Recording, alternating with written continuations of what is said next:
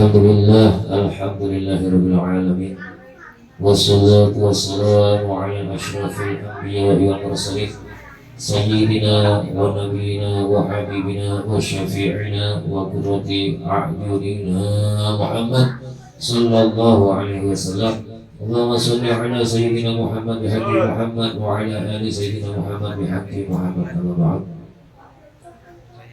Kita melanjutkan belajar bersama hari Senin kemarin, kedudukan sholat yang sudah masuk ke dalam bab surah Al-Fatihah. Kemarin dalam membaca surah Al-Fatihah, pada saat membaca Bismillahirrahmanirrahim disambung satu nafas dengan Alhamdulillahirabbil alamin. Bismillahirrahmanirrahim. Alhamdulillahirabbil alamin. Semoga berkat guru-guru kita dengan kita membaca surah Al-Fatihah, Bismillahirrahmanirrahim dan Alhamdulillahirabbil alamin satu nafas, dosa-dosa kita diampunkan sama Allah Subhanahu wa ta'ala. Kemudian kita lanjutkan di sini makna dari alhamdulillah. Dengan memuji kepada Tuhan semesta alam, maka wajiblah manusia, kita sekalian, untuk senantiasa memuji dan bersyukur, terutama bagi manusia yang mengaku beriman, dengan segala kerendahan hati kita dan ketakziman kita secara lahir dan batin terhadap Allah Subhanahu wa ta'ala. Kita senantiasa bersyukur sama Allah, ya. Dijadikan iman, Islam. Semoga kita diberi keteguhan hati untuk istiqomah di dalam agama kita ini sampai napas terakhir kita. Amin. Kemudian dilanjutkan Rabbi. Alhamdulillahi Rabbi. Rabbi itu adalah Tuhan kita, Rabb kita. Allah adalah segala-galanya tempat tumpuan dan pengaduan. Al-alamin, alam semesta, yang merupakan tanda bukti adanya Allah adalah dengan adanya segala alam semesta ini. Tidak mungkin terjadi alam semesta ini tanpa ada yang menciptakan, ya. Nggak mungkin orang rokok karena pabrik rokok, ya. Nggak mungkin orang motor, orang mobil kalau tidak ada yang menciptakan mobil. Begitu pula seluruh alam semesta dan segala kejadian di semesta ini tidak lain dan bukan semua karena penciptaan dari Allah Rabbul Alamin. Malik Yaumiddin, raja dari segala hari kejadian. Yang dimaksudkan bahwa kita meyakini di dalam hati dengan rasa kebenaran, yaitu ainul basirah, yakin dan diyakinkan hati kita dengan segala bukti-bukti yang sudah kita lihat semasa alam semesta, kejadian-kejadian kita mulai kecil sampai dewasa, ya. Tulang-tulang kita, ya, bisa ngotot bisa ngotot dewe, ya. Dimodali nasi sepiring, 2 piring, minum air, minum susu, bisa tumbuh tulang menjadi dewasa, tumbuh kumis, ya, tanpa instruksi, tanpa perintahmu, dia tumbuh dengan sendirinya karena kekuasaan.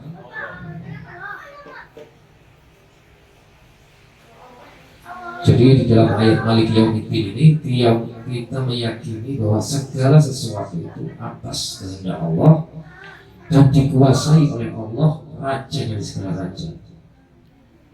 Kemudian dilanjutkan iyyaka na'budu wa iyyaka nasta'in.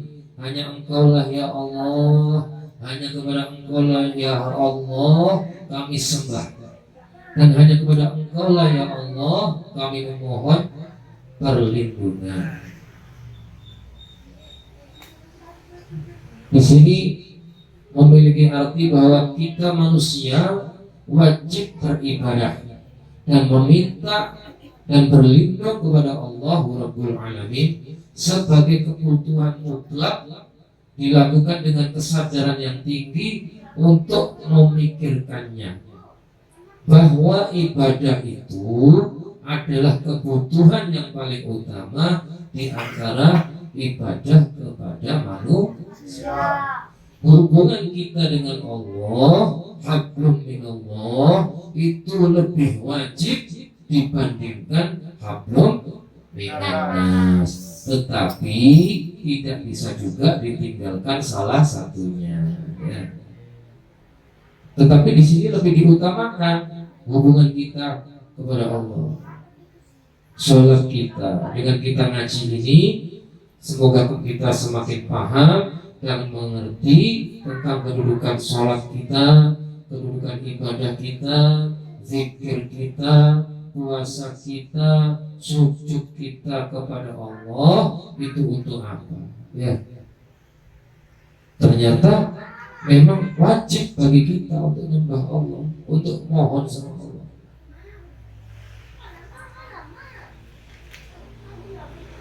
Bukan seperti nafas. Allah itu jadikan dalam ibadahmu kepada Allah itu seperti nafas. Kalau kita tidak nafas, maka mati. Nah, jadikan ibadah kita, ngaji kita, berbuat baik kita, itu seakan-akan seperti nafas kita. Kebutuhan, bukan sekedar menggugurkan kewajiban, bukan sekedar itu satu bentuk perintah, tapi kebutuhan kita. Itu harapan saya, harapan kita, harapan para ulama-ulama itu, umat Rasulullah itu menganggap sholat itu adalah kebutuhannya, ngaji itu adalah kebutuhannya, ibadah itu adalah kebutuhannya, merupakan bentuk nafas-nafas di dalam umat-umat ini untuk bertahan dan menuju kembali kepada Allah. Kemudian dilanjutkan, ihdinas siratal mustaqim, ya Allah tunjukilah kami jalan yang lurus. Yang dimaksudkan adalah tiada daya kita manusia tanpa rahmat dan hidayah dari Allah Subhanahu wa ta'ala. Kita tidak akan mendapatkan petunjuk yang lurus jika bukan karena Allah lah yang memberikan kita petunjuk. Kita bisa mengaji karena hidayah dari Allah. Kita bisa Islam karena hidayah dari Allah. Kita bisa berbuat baik karena hidayah dari Allah. Maka doakan saudara-saudara kita yang belum mendapat hidayah. Doakan orang tua kita yang belum mendapatkan hidayah. Doakan kerabat-kerabat kita, tetangga kita, sahabat-sahabat kita yang belum mendapatkan hidayah Allah Subhanahu wa ta'ala. Didoakan dengan segala penuh kasih sayang, seperti kasih sayangnya Allah, seperti kasih sayangnya Rasulullah, seperti kasih sayangnya para ulama-ulama yang mengajarkan kepada kita dengan penuh kasih sayang. Kadang-kadang satu saat marah, ya, itu bukan marah, sayang. Ya. Saking sayangnya orang tua kepada kita, saking sayangnya guru-guru dengan kita, satu saat yang terkeluar kalimatnya itu kalimat marah. Padahal hakikatnya itu bukan marah, bentuk kasih sayang. Ingin anak-anaknya itu bahagia dunia dan akhirat. Ingin anak-anaknya itu selamat dunia dan akhirat. Ingin saudaranya itu selamat dunia dan akhirat. Jadi begitu ya. Bentuk kasih sayang. Kalau orang tua kita sudah tidak negur kita, tidak marah sama kita, sedih. Berarti kenapa orang tua sampai tidak marah sama kita, tidak negur kita? Kemungkinan kita banyak salah. Gitu ya. Jadi ojo gondok kalau dimarahi orang tua. Justru itu bentuk kasih sayang orang tua, ya, ya, disayangi orang tua. Seperti yang kita baca tadi, Rabbil firli wa liwalidayya, Rabbil firli wa liwalidayya, Rabbil firli wa liwalidayya, warhamhuma kama rabbayani shaghira. Ya Allah, ampunilah segala dosaku, dosa orang tuaku. Kasihilah, sayangilah mereka seperti mereka menyayangiku sejak kecil. Disayang orang tua, diseneng orang tua nih. Ya apa itu orang tuanya wajib. Kemudian dilanjutkan siratal ladzina an'amta 'alaihim, yaitu jalan orang-orang yang telah Engkau beri nikmat ya Allah. Pengertiannya adalah setelah kita beriman kepada Allah, maka kita akan mendapatkan nikmat-nikmat dari Allah Subhanahu wa Ta'ala. Itulah karunia Allah yang diberikan kepada hamba-hambanya yang beriman, yang mengikuti perintahnya, mengikuti perintah Rasulullah, mengikuti nasihat-nasihat para ulama, mengikuti nasihat para guru-guru kita, diberikan kenikmatan-kenikmatan lahir dan batin. Termasuk juga siratal ladzina an'amta 'alaihim ini menjadi hujjah sanad bahwa kita tidak bisa meninggalkan ulama-ulama. Di sini Allah sendiri yang perintah kita untuk mengikuti jalan orang-orang yang telah memberi nikmat, yaitu siapa?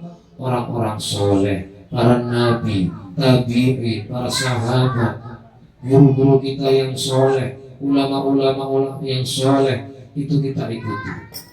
Ya, nggak bisa berangkat sendiri, ngaji dewe, sinau dewe, nggak bisa.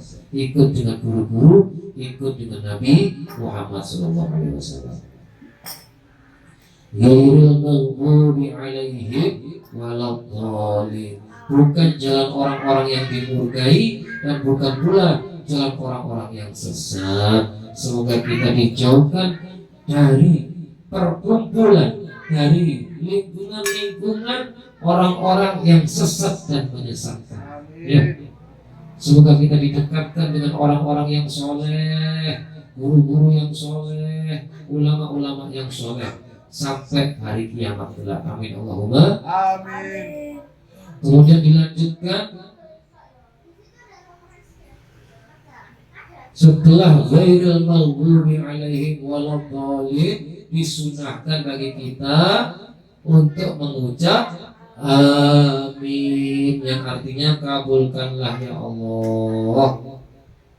Pengertiannya hanya orang-orang yang sabar dan bersyukur, berharap dan yakin kepada Allah bahwasanya doanya dikabulkan oleh Allah Subhanahu wa Ta'ala, baik dunia maupun di akhirat, penuh percaya dan ikhlas pada ketentuan Allah Subhanahu wa Ta'ala.